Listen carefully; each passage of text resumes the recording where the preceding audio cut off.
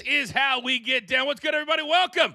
Look who's back in the friendly confines. It's your boy, and this is Coaching Company live on the Stadium Network and everywhere the stadium lives. Amazon Prime Video, DirecTV, YouTube TV. The list goes on and on. Now, we're here every single weekday. I appreciate you guys kind of putting up with my absence, but don't worry about it. We'll be back the rest of the week. Got a lot to talk about over the course of the next 60 minutes. Now, when we come out of the gates, maybe I should miss Mondays more often because my guys killed it on Monday. How about five? I call it 5-1-1 because Brandon continues to try to throw parlays out there. They don't hit. Raphael shakes his head, and we move it on down the road. But yesterday, absolutely fantastic. My man Mikey P goes 2-0. Who else? I think we're probably frozen if it's not coming up right now. But we had a great start to our week. Our schedule today, super busy. In addition to the morning show, we've got Off the Ropes from 2 to 4 Eastern time. And if you missed any of Coaching Bro, yesterday, Big Tommy C stepping in for Vinny Ruru. Really nice numbers through the first 14 hours. So thank you to Big Tommy. He'll be back on Wednesday for Rant Wednesday here on the show. Now, news of the day. Kansas, big win at home without Darren Peterson last night. They hand Arizona, number 1 Arizona, their first loss of the year. In fact, the Wildcats haven't lost since March 27th of 2025. Now, more on the Peterson situation in a second. He's missed some games because of injury, but last night was a mysterious illness. And there are some theories out there, and, we'll talk about it later in the show. Now, staying in college football or basketball, Rick Pitino, he moves into third place on the all-time Division I wins list ahead of my favorite coach, Roy Williams. When he was at Kansas, that was my dream. He was very, very kind to me, but I wasn't quite a Division I forward. We played a little bit lower than that. But Rick Pitino, now only Jim Boeheim and Coach K are ahead of him, but Boeheim is over 200 wins ahead. Probably won't catch him because he is 73 years of age. And I don't know if you guys have seen the video, but you can give Jake Paul all the grief that you want. But his girlfriend, Dutch speed skater Jutta Leerdam, wins the 1,000-meter Olympic gold, and he absolutely lost his mind. Tears and crying in the family. Kind of what the Olympics is truly all about. All right. Can you tell I've got a lot of energy today? Can you tell that I'm pumped up? Because we're now starting the offseason. You've got 6 months of football. You got 6 months of not football. But that's when other shows start to drop off. Other shows start to say, hey, we'll go 3 times a week. Not us. We're going to be growing. And I only want team members that want to grow themselves, their personal brands within our bigger brand. So with all that being said, I believe I cannot do the show, but oh, yeah. I like the impatience. Wanted to get back on the horse. Ladies and gentlemen, it's time. Oh, it's time. Let's beat the books.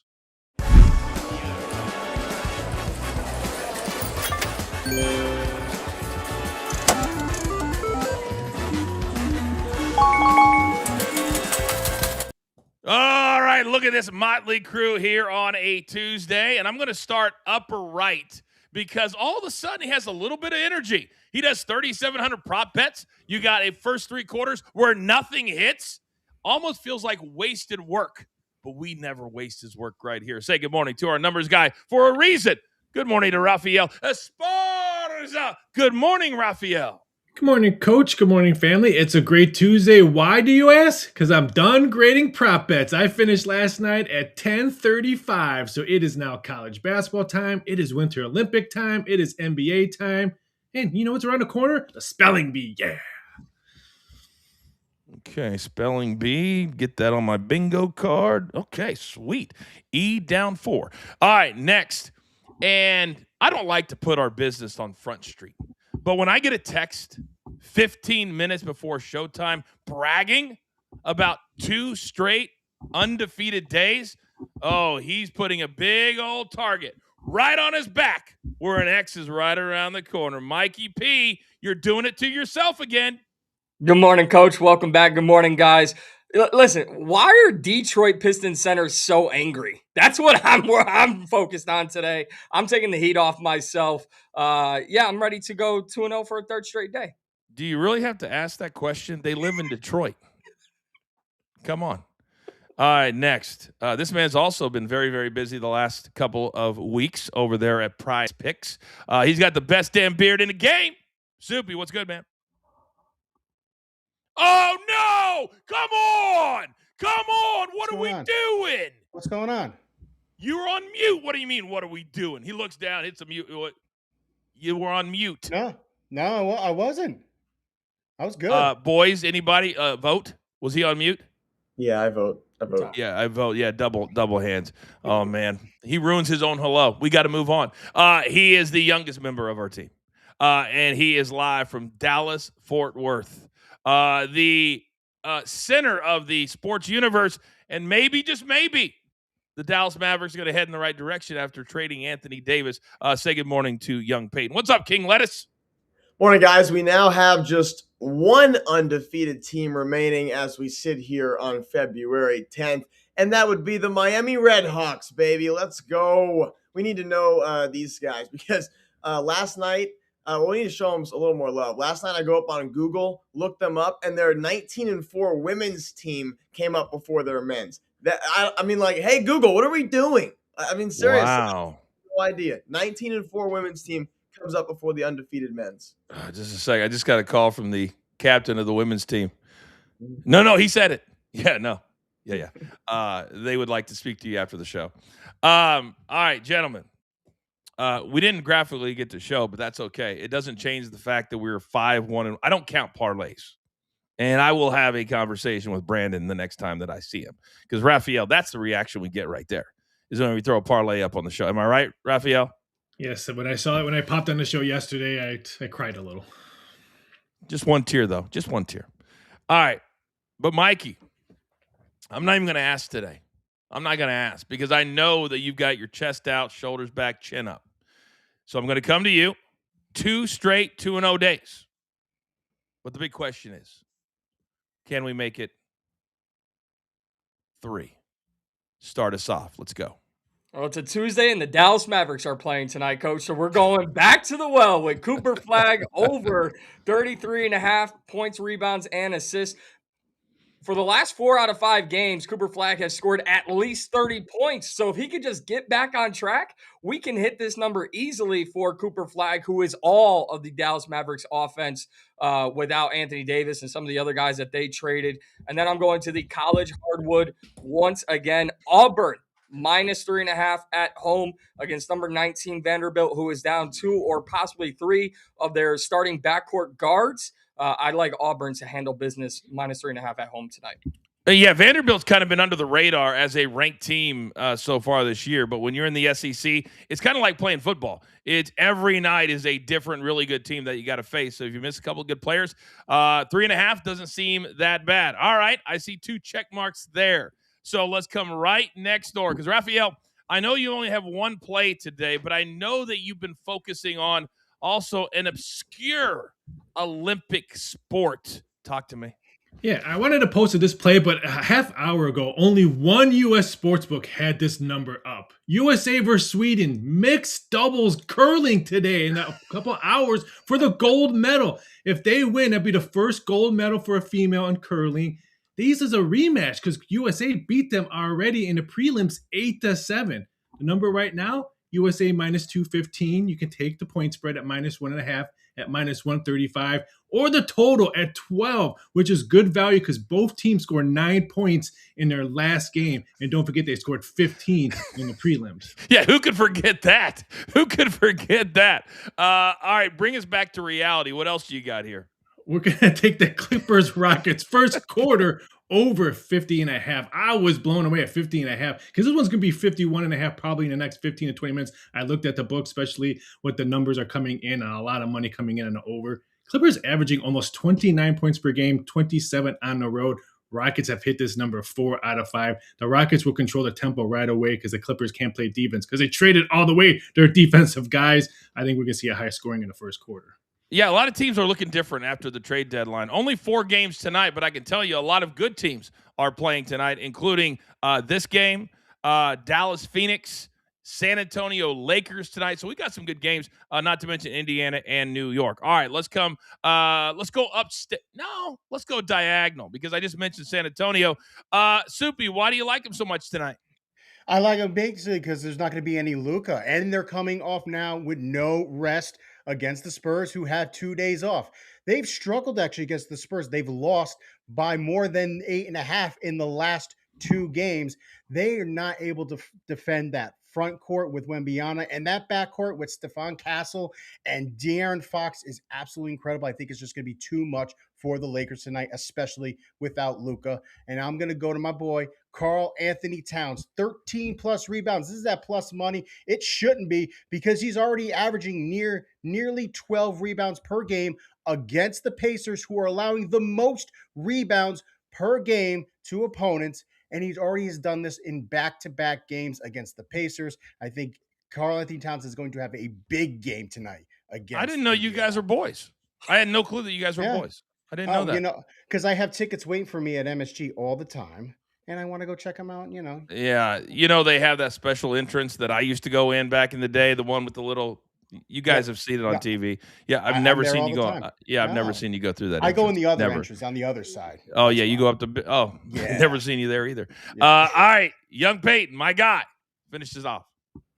Well, earlier this year, I think the books forgot about my Tar Heels beating Kansas. Yeah, that same Kansas team that handed Arizona their first loss of the year last night without Darren Peterson. The Tar Heels are riding a 5-game win streak, coming off a huge win against Duke. Of course, they play better at home at Cameron Indoor, but a few weeks ago, they beat number 15 ranked Virginia on the road. So these guys can beat anybody home or away. They're on the road in Miami tonight. I got them winning by 2. And BYU has got to be the best 22nd ranked team ever. I mean, these guys are a top 15 team in the country without question.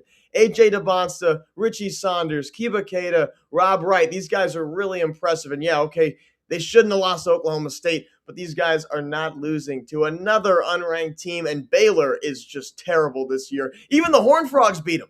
Give me BYU by 4 or more tonight. I think they blow out Baylor.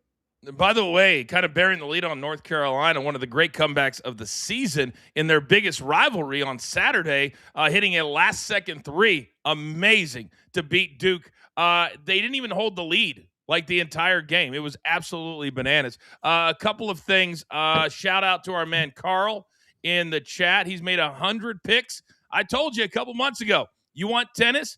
Carl's your guy. We might have to bring him on the show. I don't know. He 3-0 sweep yesterday, boys. So he was right on pace with us. You guys know Carl in the chat. He's always putting in tennis picks throughout the week. Carl, thank you for your support, for being in there and throwing those picks out. One other nugget. I don't know if you guys saw this, but Mike Tirico, who is like one of my announcing heroes, called the Olympics from the field at the Super Bowl. He's like the host.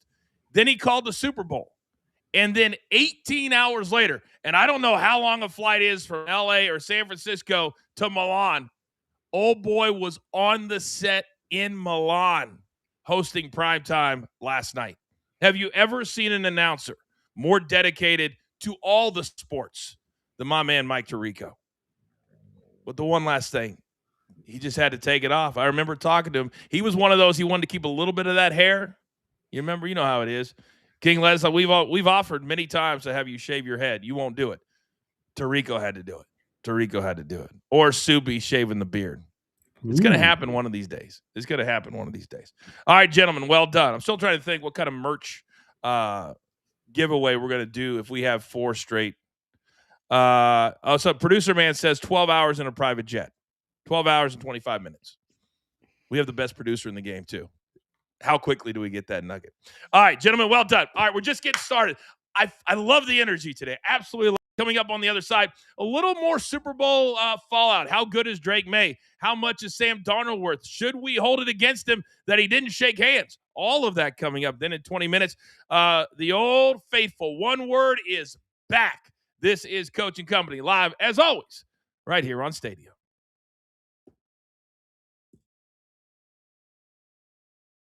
All right, we continue on here on our YouTube page. Check out this video, guys. This is a Meta glasses streaker, and I never thought in my life I'd ever say it. So Meta see the glasses, and look at this. How close he gets to the field. Young Peyton, what do you make of this? Because I can't believe they didn't confiscate the glasses.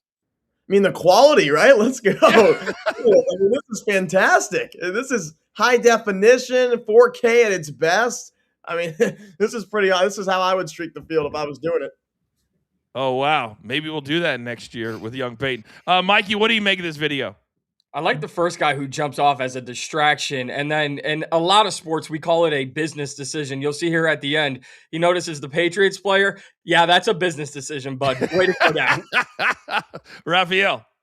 I'm surprised they had Wi-Fi there because I heard the Wi-Fi was horrible at the Super Bowl. So I'm actually shocked that we got to see this great quality running down the field. Now, Soupy, I don't know. Can you record without Wi-Fi and then post it later? You can do that, right? Yeah, you can record it on the actual thing and then just upload it later. Maybe that's what he did, but maybe he did it from jail. Who knows? Who knows? But I know this. It's only like $1,000 fine. And you get released that night. They don't even really put you to jail anymore. Jail in the building. Wow, look at that. I could watch that all day. And then he had his other buddy, too, who also, at least they got to share the cell together. At least there's that. This is actually, guys, with all due respect to the Super Bowl, I saw a guy who went there like it was like his dream. And he was like, I've been waiting. He said the crowd is whack. He said whack. He said nobody cares. They're all just running around getting food. They're all corporate people. And this, I think, is going to stir up the conversation one more time. Should the Super Bowl be – I don't know what the answer is. But the crowd's not hot. They could care less about Bad Bunny. It felt like a Super Bowl that was just off. Didn't it feel like that to you? Just off. There wasn't a lot of juice to it. Not a lot of juice to it. Shaq DJing at the Chase Center was probably the highlight of the week, to be honest. 20,000 people showing up to watch Shaq DJ. What are we doing? What are we doing? All right, Raphael, into the chat. Any questions for him? He'll answer them in real time. It's time to do a little Super Bowl fallout. We are back live on the Stadium Network in 5 seconds.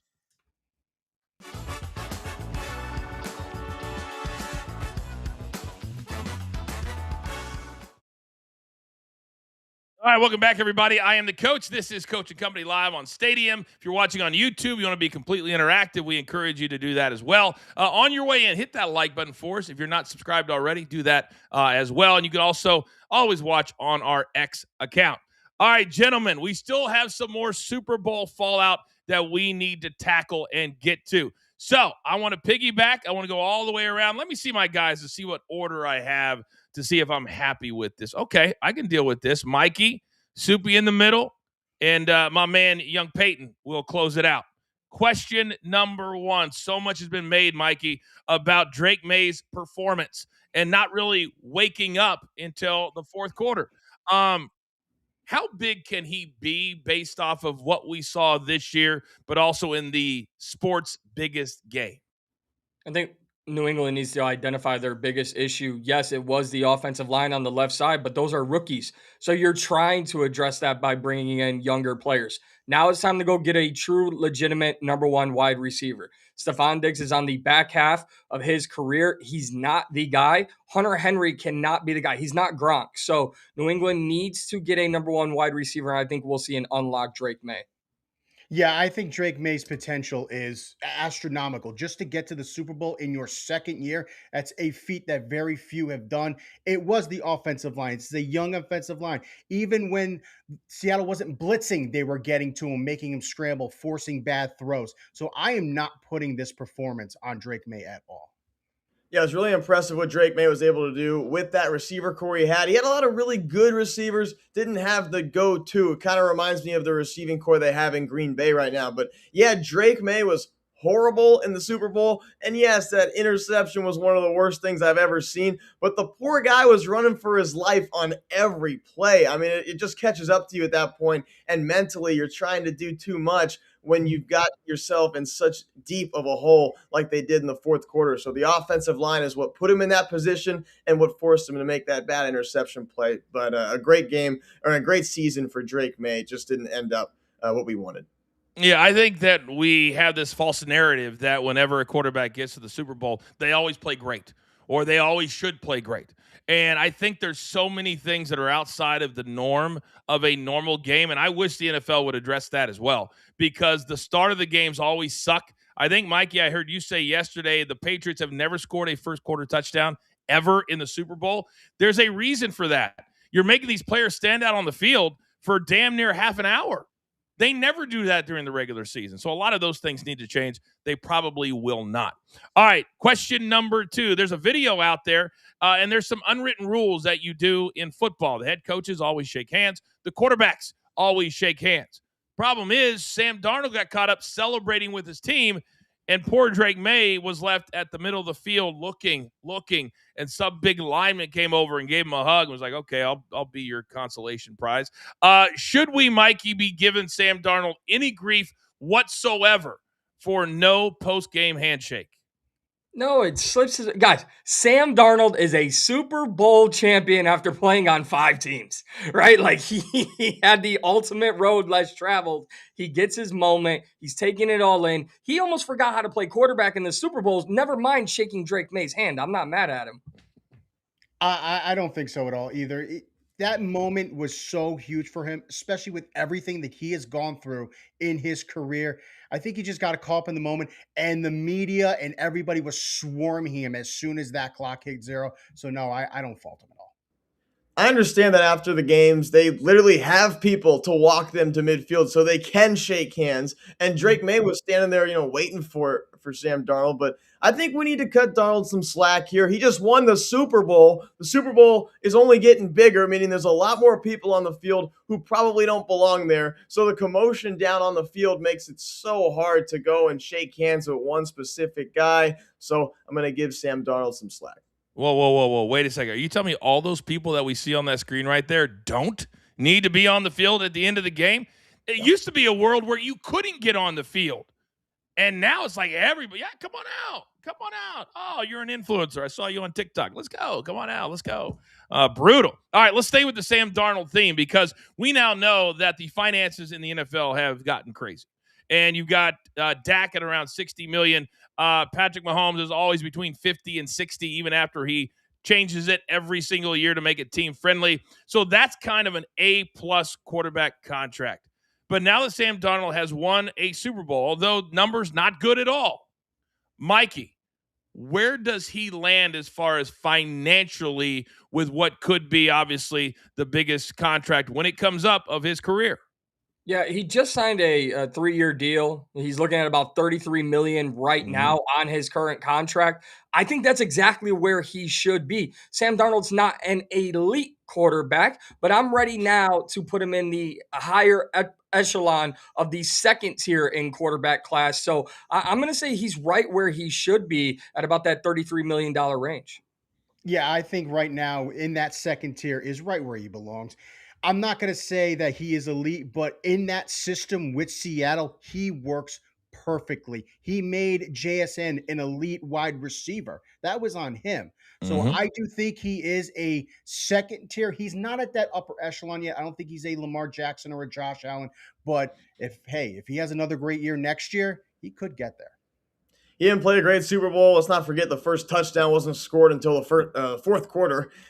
Sam Darnold, all he had to do was turn around and hand the ball off to Walker and let him go. That being said, Darnold's game against the Rams was pretty sensational. So I think he proved himself a lot more than people thought he would this season. The MVP of the Super Bowl, though, should have been Seattle's entire defensive line. So no, I don't think Sam Darnold's a level 1 quarterback. I think he's exactly where he should be at $33 million. I think his running back and his defense won him the Super Bowl.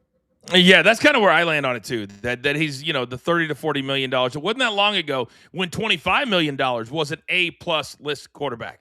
And now that's kind of third tier if it was. By the way, I don't know if you guys saw Kenneth Walker and Sam Darnold on ESPN yesterday. And Ryan Clark was kind of teasing them about not getting turned up after the game. Both guys went back to their room, hung out with their families. Apparently, they didn't want to go watch T-Pain and Ludacris at their post-game. What are you clapping for? Ludacris is awesome. Family men. Real champions. Oh, my God. You are so soft. You are so soft. All right, question number 4. You guys know we have a big wrestling brand here inside BTT Studios. I have a big wrestling show at SiriusXM. So we always like to lean into pro wrestling. We now know that Robert Kraft, Bill Belichick did not get into the Hall of Fame this year. Tom Brady says, I'm a little bit worried. And then he caught flack because he wouldn't even pick his own Patriots for the Super Bowl. Said, hey, I don't have a dog in the fight. Really? You don't? You won 6 with them. So my question, Mikey, have the Patriots firmly established themselves as the biggest heels in the NFL? Yeah, thanks, Tom Brady. They've been heels since the first 3 Super Bowl championships he led them to, and now he's in movies. He's in Dunkin' Donuts commercials. Bill Belichick stealing headlines during Super Bowl week. Yes, the Patriots have been the heels for a very long time, and they're not going anywhere anytime soon. Do I think they're heels? I do, but I don't think they have the heel key. I don't think they're like a Dominic Mysterio getting that heat when they enter the building, getting all the boos. Because they had that dynasty, yes. Most fans of the NFL do not like them. Living here in New England, I don't feel that, but I know when I go outside of it, people hate the Patriots. I think now that they've entered back into the Super Bowl picture, I think, yeah, they're getting that heel back, but I don't think they have the heat for it. I think it's important to distinguish the difference here. The Patriots organization has become the heel of the NFL, but the Patriots we see on the field are not the heels. No one dislikes Drake May or Stephon Diggs, and why would anyone have any animosity towards Kayshon Boutte or Demario Douglas? However, with everything that has gone on behind the scenes, without question, this has made the Patriots logo and the Patriots organization become the heel of the NFL, but not the players themselves. Nobody should ever hate a player named Boutte. Ever. And by the way, I was doing my research last night. My girl Cardi B was doing a live, and she had to admit that her and Stephon Diggs, with all of the love and positivity that they put out into the world, somehow they are broken up. She's been single for some time. Question number 5. And this one's crazy. And this is why everybody is flooding out of California, and I can't get out of here fast enough. So Sam Darnold actually lost money playing in the Super Bowl, and he got paid an extra $178,000 to win the Super Bowl. But there's a jock tax that's a whole percentage of how many days you work here coupled by your salary. It's brutal, and it shouldn't happen. But Sam Darnold has to pay $249,000 because of winning and spending over a week in California. Mikey, how ridiculous is this? It's very ridiculous. But, Coach, you were once a high-level athlete. Let me ask you, is this what they mean by jock tax? Because if that's so, I'm laughing at all the high-level athletes who made more money than me. Take that on your taxes. Okay. I think he'll take that after, he hoisted the Lombardi Trophy. It's a consolation prize for winning the ultimate prize. I think it's ridiculous. I mean, you should not be losing money when you're working, but I think he'll take it for what the result was. Telling coach he's a high-level athlete really puts Mikey on Kiss Up Mountain, but this has got to be the dumbest thing I've ever heard. And Seattle could definitely be there next year. And where's the Super Bowl next year? Los Angeles, guys. Jock Tax Central. Sam Darnold might end up owing even more because of the games he played in California this year against the Niners and the Rams. So this might not be all of it. But wow, having to pay for your ring must hurt. But I think Seattle's got him covered. Yeah, it's absolutely brutal. But they're not the only state that has this thing. Tennessee has a pretty high one too. It's just got to change. It just has to change. It's absolutely ridiculous. And by the way, I would like to thank young Peyton for his services here at BTT with that last shot. Don't think I didn't notice after I figured out exactly what you said, the shade thrown my way. That's all right, Mikey. Our brand new merch store. I know who's going to be on that front page. Yeah, that's right, Peyton. We're not doing your shirt anytime soon. The King Lettuce shirt, back burner, kid, back burner. All right, well done, gentlemen. Don't put on your poo-poo face. You're okay. You're okay. All right, still to come. We're only halfway home here on the show, and it's a vibe today, an absolute vibe. Coming up, we go back to Old Faithful, and there's a ton of different topics that we got to get to. But we got to keep it very simple for Soupy. We play one word, and we do it next right here on Coach and Company live every single weekday on the Stadium Network. Come on back.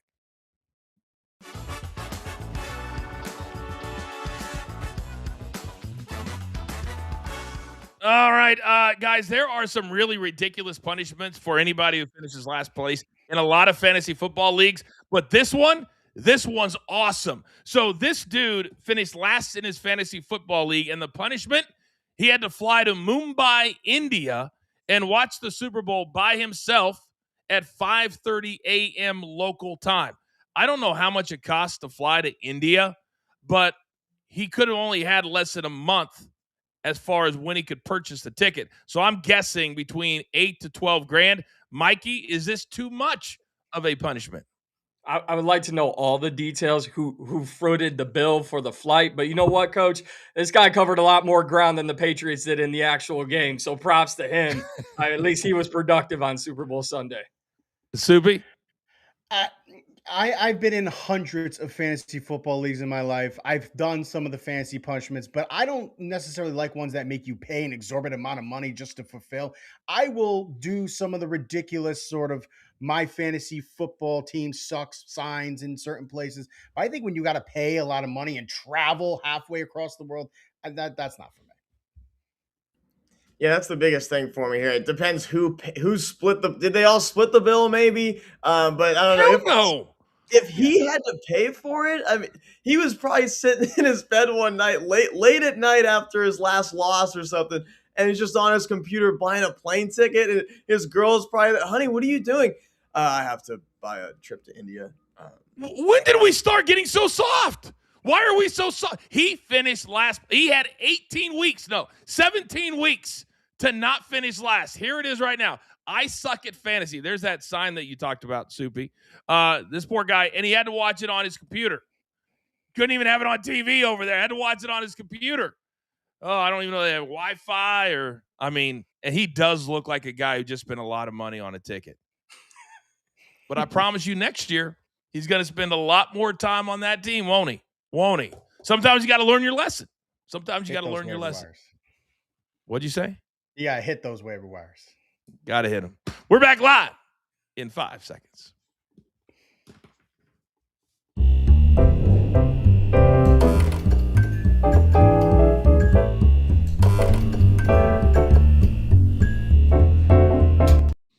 All right, we are halfway home, just past the bottom of the hour. If you're watching us live on Stadium, it is 10:32 in the East, 7:32 out here in the West.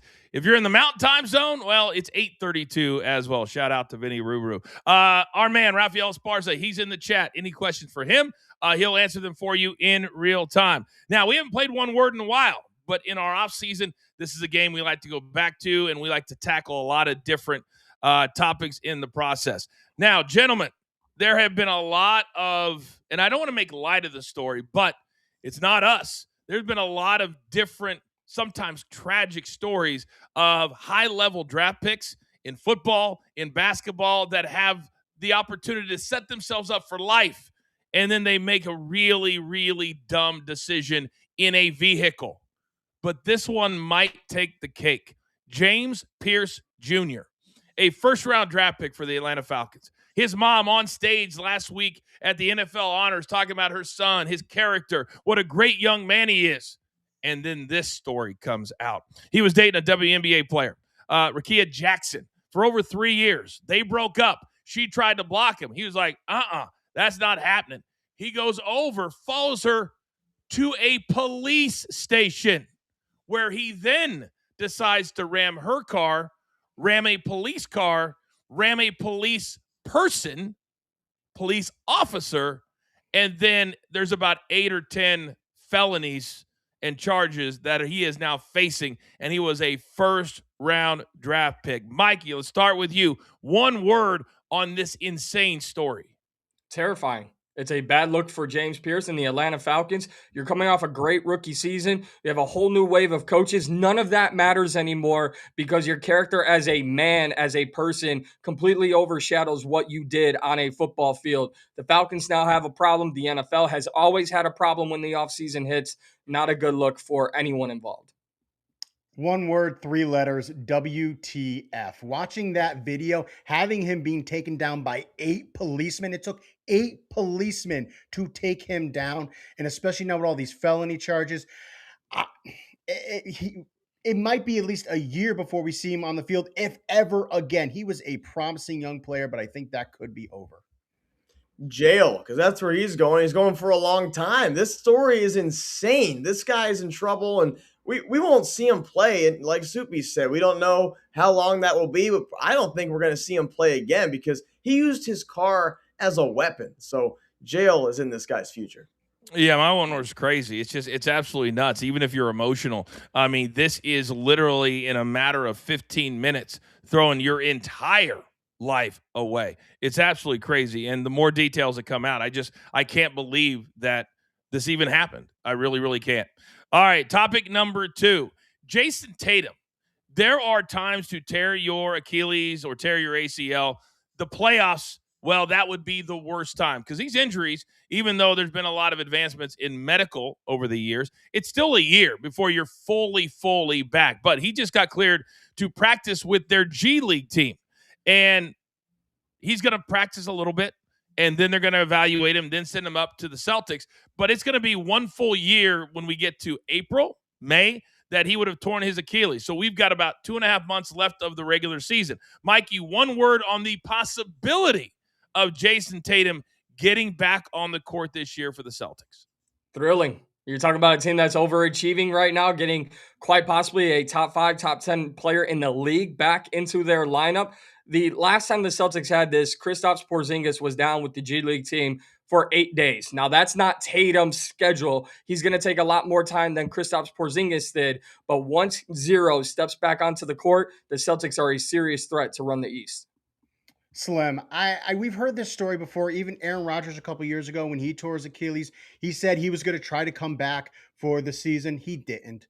I think especially in a sport like basketball, when you're pivoting and moving and extending that Achilles, there is a possibility that it could tear again. I think in that year time, I think it's going to be a very slim chance that he plays this season. Vooch. Tatum coming back is huge, but they got Nikola Vucevic now. That's the real answer for the Celtics. Let's go. A big man who can actually score. But these guys have a real chance of coming out of the East. Even without Tatum, this year they're 34-19, third in the East. Too many people counted these guys out this year, so the motivation is there. And if they can get Tatum back right before the playoffs or something, Celtics are in really good shape. Yeah, my one word is tease because that's all this is. This is just a tease. When you step on the practice court, it doesn't mean you're playing full court 5-on-5. He might just be doing a little, go to the right, Jay, go to the left. We don't know. This is a tease. Achilles is the worst injury that a player in the NBA can have. That's what I believe because it takes away all your quickness. It takes away your back and forth. And for Tatum, at his level, he's a one-on-one guy. They need him at the end of the game. So they've got to have him 100% healthy before they allow him to step back onto the court. Topic number 3, the Oakland Raiders, the Las Vegas Raiders. They've been waiting to name their new head coach. His name is Clint Kubiak. That name is very famous for years. Dad, family, quarterback, Broncos, all of it. But now he's going to be the head coach in the AFC West for the Raiders. One word, Mikey, on how good is this job now? Genty, as in Ashton Genty. Look what Kubiak did for Kenneth Walker during their Super Bowl run. We know that Fernando Mendoza is likely the number 1 pick. And how do you take pressure off of a rookie quarterback? You run the football, and Kubiak can do it better than most. I really like Ashton Genty and the Raiders' future behind him. It's promising. He does have the number 1 pick. Whether he wants to use that for Fernando Mendoza or does he want to trade for a veteran quarterback? There are rumors that Lamar Jackson might want to be traded. Tua Tagovailoa, maybe he's out of Miami. Kyler Murray wants out of Arizona. There's a lot of options for Kubiak and what direction he wants to go with that position. And he does have Ashton Genty, who is the best rookie running back last year. And if they run the ball, they can establish that offense. Drastic, because there's going to be a drastic change from winning to losing. What's up with those guys winning championships and having to go to Vegas? Fernando Mendoza wins a championship. Congrats, Fernando. You're going to Vegas.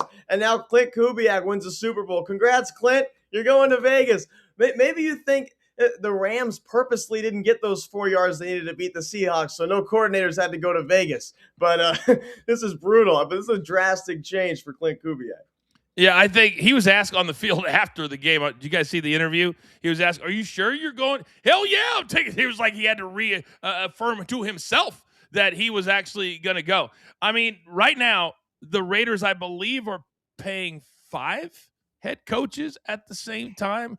So my guess is that Kubiak probably won't finish out this 5-year deal. So hey, good for him. Good for him for the next 3 years. So my one word is short, because that's what his tenure will be. All right, topic number 4. And Mikey, I need you to say the name for me. Charles, what is it? Bediako. Bediako. This nonsense started a few weeks ago when this man who went to the G League, he finished college. Well, he was in college a couple of years ago. He goes, hey, I haven't played. It sucks up here. I want to go back to college. And Alabama says, hey, come on down. We'll take you. Well, finally, there is a sane judge in the state of Alabama because the injunctions, all the rulings, it's over. He cannot play college basketball ever again. Mikey, one word on this ridiculous story. All-star. Hey, Charles, it's okay. You can go to the G League and be an all-star. That's where you could have been. You could have avoided this entire thing, having to hear G League dropout at Alabama while you're fighting the justice system, basically, in college sports. Just go back to the G League and be an all-star. We'll all love, embrace you again. Coach, I'm going to quote one of your good friends, Mr. Dwayne Johnson. Finally. Yes, finally they've ended this nonsense. I am so sick of these are pro players trying to go back to college. I've said it once, I'll say it again, and I'll probably say it in the future again. College sports needs a commissioner. Get it done before the season starts. Why? Why is Alabama pulling for Charles Bediako so much? I don't get it. Yeah, it's great to have a 7-footer in your rotation, but he ain't that good. So I'm glad Coach Nate Oates and the Crimson Tide can go back and focus on one of the best backcourts in the country in LeBaron Philon and Aiden Holiday. And how about Bull Bowen, Keaton Bristow, Aiden Sherrill? Bama has big men. They don't need a former G Leaguer who hasn't been good enough to play professionally. It's like, hey, Bediako, we're good. And college sports are for students, not for people who want to leave and come back to play again. So why would Alabama be pushing for this guy to come back? It makes no sense. Yeah, my one word is advice, because a lot of these players that are leaving college early for the dreams of the NBA, they're getting awful advice. And we were going to see more and more if this didn't happen. There's hundreds of players that we don't talk about every single year that leave school with eligibility that never, ever see the court and certainly don't get drafted. Only 64 players get drafted every single year, only 2 rounds. This one about 20 seconds each, and this is a heartbreaking story. At the Olympics, Lindsey Vonn, over 40 years of age, and she had made a comeback. But about 11 days ago, she tore her ACL completely, and she said, I'm still going to go out and do the downhill. Well, about 10 or 15 seconds into it, she completely shredded her leg, so much so it's called a complex tibia fracture. It's going to take multiple surgeries for her to even walk normal again. Heartbreaking is my one word. Mikey, what about you?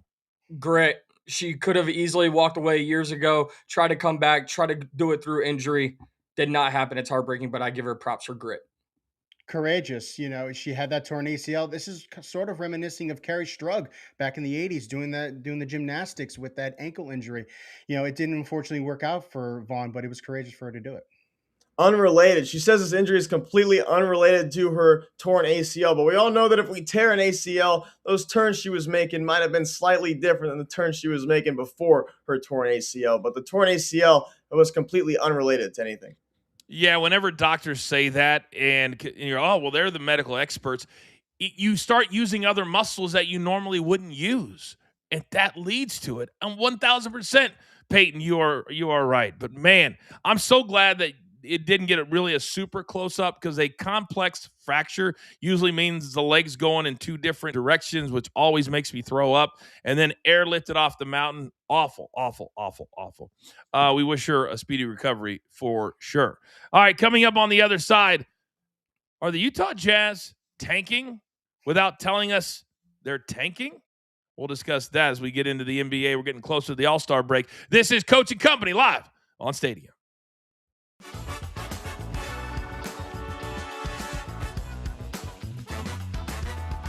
All right, gentlemen, staying in the NBA, there is a Dallas investor group that reportedly is trying to partner up with Mark Cuban, who sold his majority interest in the team a few years ago. Peyton, I'm going to start with you because you live and go to school in the Dallas-Fort Worth area. The family that bought it, the only reason they bought it is because they wanted to build a casino and have a whole big resort. Well, that's been voted down. The casino's not happening. So now it kind of feels like they want to get rid of it. What are you hearing being on the grounds there? I'm hearing that the Mavericks stink, but I'm also like, why does anybody want the Mavericks? Seriously, they're kind of a mess right now. And if you take on this team, you're going to have to take on a rebuild. And it's going to have to be around Cooper Flagg, which is a really exciting player. But you're kind of putting in yourself into a whole stressful situation of just full rebuild. And not a lot of owners want to go through rebuilds. Yeah, but it's a great city, great arena. I've always said the Mavericks would be one of my top two choices. Raphael, welcome back. What are your thoughts here? Yeah, everyone wants to play for Mark Cuban. So that means free agents will probably want to come back to Dallas if he's there. And I feel bad for the Dallas people because they really wanted sports gambling. They really wanted more casinos, and they're getting nothing. So I feel bad for the Dallas people.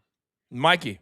Yeah, rejuvenation would be my word, looking at what the Dallas Mavericks would get with Mark Cuban's return. I mean, Cooper Flagg, arms wide open, kid. Can you imagine he gave the keys away to the Luka Lambo and he comes back and there's a 19-year-old there? Like, what happened to this home I built?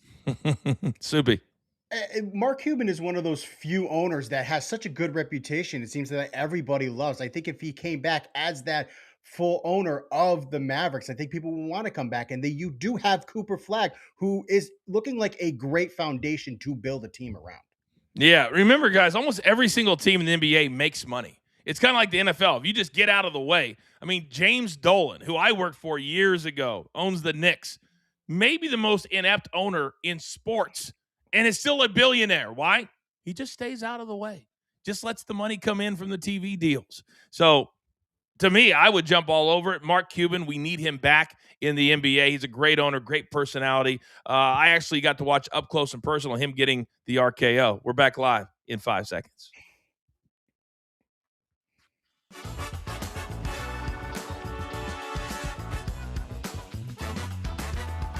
Okay, welcome back, everybody. It is Coach and Company here live on the Stadium Network. Busy day coming out of our BTT studios. We've got Off the Ropes at SiriusXM this afternoon, Coach and Bro on demand.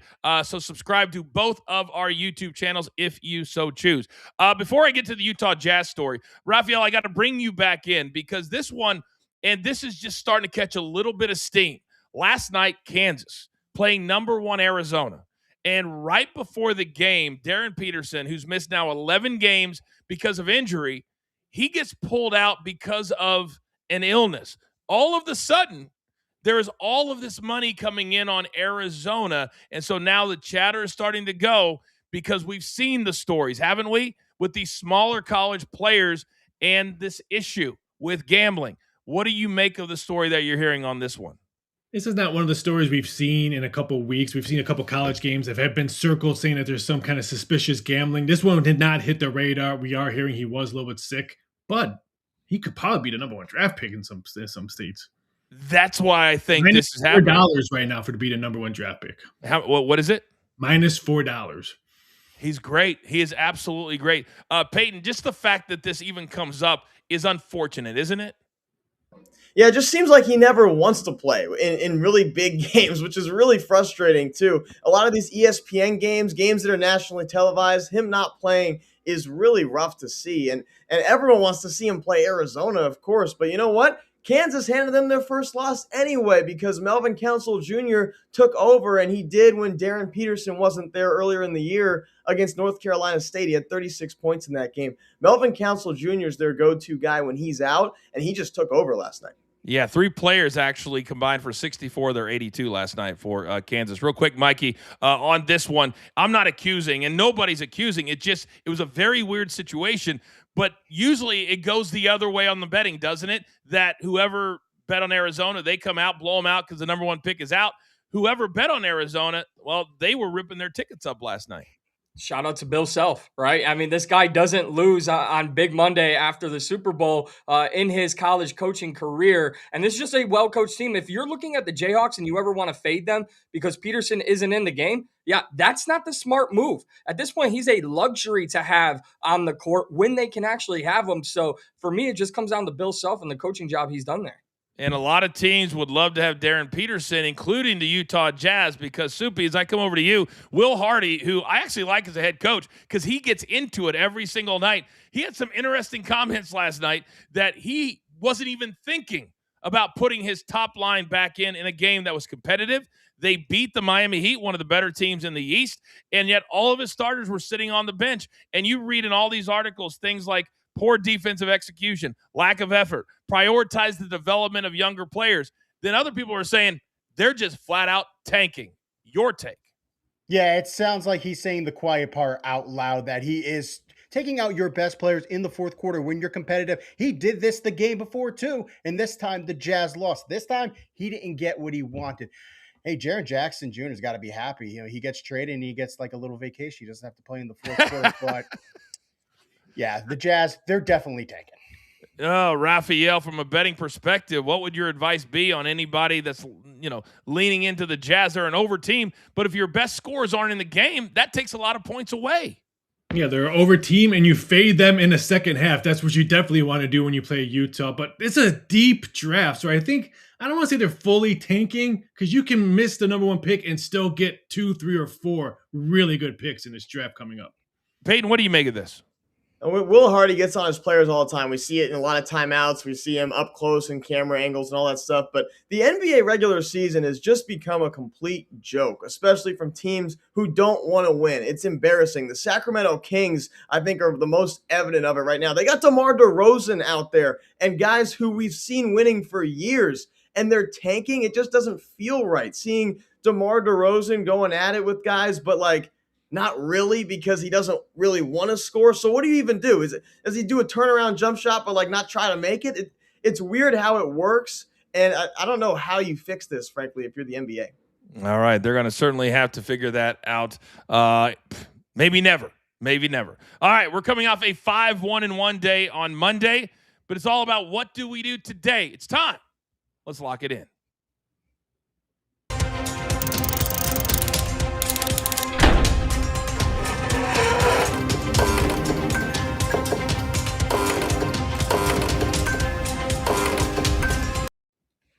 All right, 10 seconds or less, just 1 or 2 nuggets is all that I need. Young Peyton, upper left, start us off.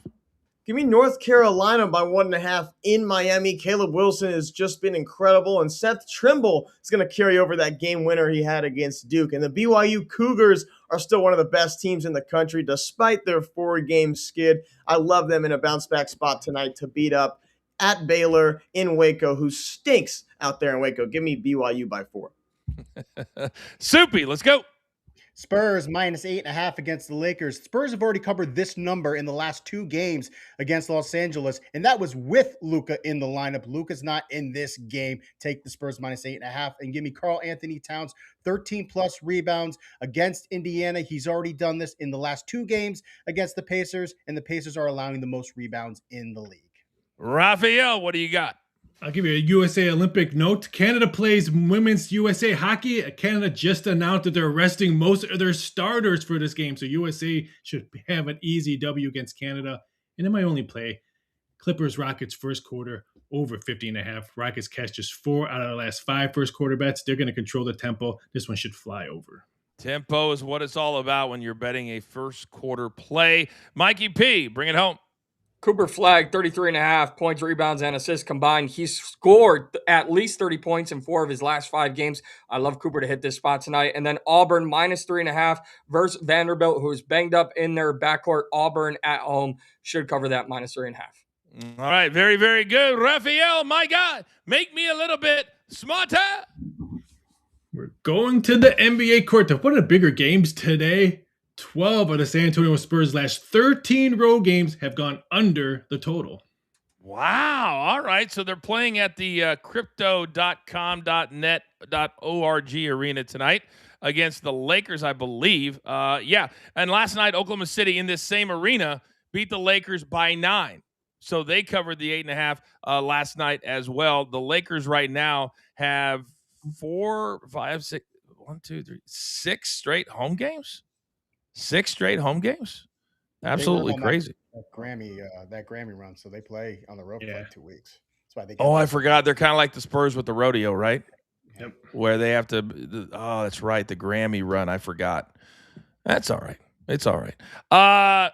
I had a nugget I was going to come back with you, and then as I look at how many home games in a row they have, it's absolutely bananas. Real quick, when you're talking about the Lakers, because out here they're 32-20, and it feels like we're starting to go the same direction, isn't it, Peyton, that we did last year, where LeBron starts to fade. They don't have Luka. They're going to be like a 7 or an 8 seed, even though all season they've been a top 4 seed. Yeah, but Austin Reeves came back last night against the Thunder, and we saw him handle the ball a ton. He was actually really productive off the bench, and it was actually almost one of those games where you might have seen maybe Reeves take over. Maybe they beat the Thunder. Remember last season when Reeves had like 40 points, and they didn't have a LeBron playing, and it was just Reeves, and he had like 45, and they beat the Celtics. I thought maybe we'd see a game like that last night, but we didn't. It's the Thunder, but the Thunder didn't play with SGA last night, so I thought there was a chance.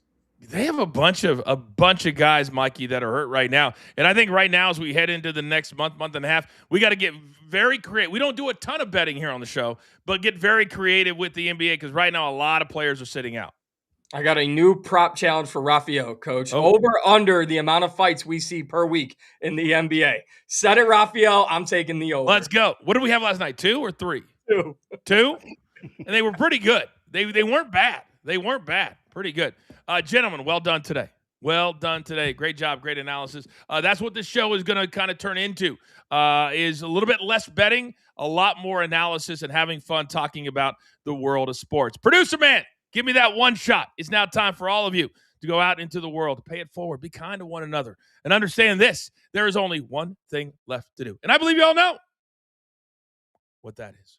You've got your marching orders. Let's take all of these tickets straight to the pay window. For my entire team, love them all. Mikey P, Soupy, Young Peyton, Raphael, producer man, always behind the scenes, making the show look like $1 million. I am simply the coach, trying to keep this train on said track. We grind for you so we can win with you. It's what we're all about every single day. This is Coach and Company live on Stadium. Good luck today.